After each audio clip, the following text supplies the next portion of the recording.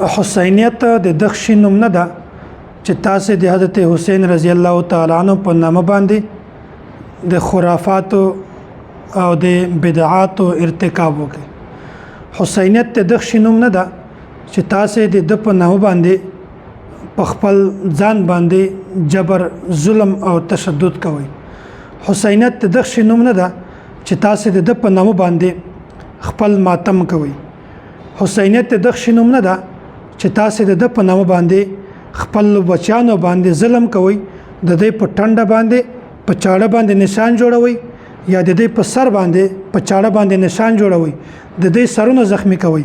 حسینیت د دغشي نوم نه ده چې تاسو 10 محرم باندې سبیل ولګوي او په بازارو کې د خلکو روزي ورماتوي، حالانکه د پیغمبر حکم ده چې تاسو په لسم محرم باندې روزه نسی. په کار خدا و چې د روزه نیولای الټه هغه کسان چې چا روزه نیولې د یو روزه ورماتوي. حسینیت دته نه وای چې تاسو د په نامه باندې بدعات کوي، رسومات کوي او غلط کارونه کوي. حسینیت دته نه وای چې تاسو د په نامه باندې په انګارو باندې په ور باندې د پاسه مصلا واچوي او په یو منټ کې یا په نیم منټ کې د خلکو د ښکارا کولو لپاره تاسو د منځ بیړه غرق کوي، تبعیه وکیا. د حسینیت د معنی نه ده چې تاسو د په نامه باندې قسمه خرافات ایجاد کړي.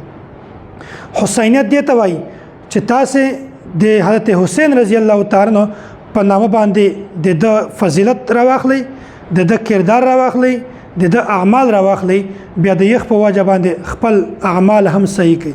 حسینیت دی ته وایي چې د په نامه باندې په ځان کې سخاوت پیدا کړي. حسینیت دی ته وایي چې د په نامه باندې په ځان کې بهادری پیدا کړي. او حسینیت دی ته وایي چې د په نامه باندې په ځان کې امانتداري پیدا کړي، په ځان کې اخلاص پیدا کړي او په ځان کې ښه صفات کمالات پیدا کړي. حسینیت دی ته وایي چې لکه څرنګه حضرت حسین رضی الله تعالی عنہ په شهادت نه یو شپه مخته ټول شپه په عبادت باندې تیر کړی و، ټول شپه منځونه کول، استغفار وکاو، ذکر وکاو، الله تعالی ته ژړل د ټول قافلې سره. نو دا ته حسینیت وایي. تاسو ته هم پکار و چې تاسو د حضرت حسین رضی الله تعالی عنہ په نقش قدم باندې تللی وي، حالانکه تاسو د حسینیت خلاف کار کوي. حسینیت دې ته نه وایي چې نام د حضرت حسین رضی الله تعالی عنہ اخلي او کارونه چې کومه هغه د جاهلیت دور ول کوي. حسینیت دې ته کله هم نه وایي چې ځان د حضرت حسین رضی الله تعالی عنہ خیرخوا غني، ځان د هغه مخلص غني او کارونه هغه کوي چې هغه پیغمبر د یو کله هم حکم نه درا کړی. پیغمبر به یو حکم را کړی وي، تاسو د یو مخالفت کوي. شریعت به یو حکم وي، تاسو هم د یو مخالفت کوي. نو حسینیت دې ته وایي چې لکه څنګه چې الله تعالی یو مقام ور کړی دا، یو فضیلت ور کړی دا، یو نسبت ور کړی دا، تاسو هم خپل داسې ځان جوړ کړئ چې هغه نسبت تاسو ته حاصل شي، تاسو ته مقام حاصل شي، تاسو ته فضیلت حاصل شي. حسینیت دې ته وایي چې حضرت حسین رضی الله تعالی عنہ کوم اعمال کړی دي، تاسو ته هم پکار دي چې هغه اعمالو کوشش وکړئ. نن سبا یو داسې طبقه ده چې هغه را ولاړ شوې ده او ځان ته وایي چې مونږ خو حسینی یو. څنګه حسینی؟ حسینی دې ته وایي چې په لسم محرم باندې خلکو ته اوبه ورکه، خلکو ته د خوراکي تنظیم کوه، دا کوه، حالانکه په لسم محرم باندې خو د خلکو روزه وي. نو دا ته خو حسین نه وایي. حضرت حسین رضی الله تعالی عنہ په دا روز باندې تږی و، نو ته داسې کار وکړه چې ته هم تږی سې او ته خلکو ته اوبه ورکوي، د خلکو روزه ورماتوي.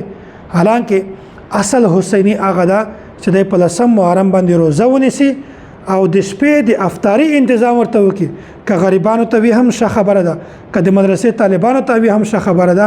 صدقه وکړي او خپل پیسې ذات خرچ کړي د روزي ولا شپه ده په کومه د شپه باندې چې کوم انسان په خپل اهل او عیال باندې په فراخي سره خرچ کړي، وایي چې الله تعالی په ټول کال کې الله تعالی په د باندې په فراخي سره خرچ کوي.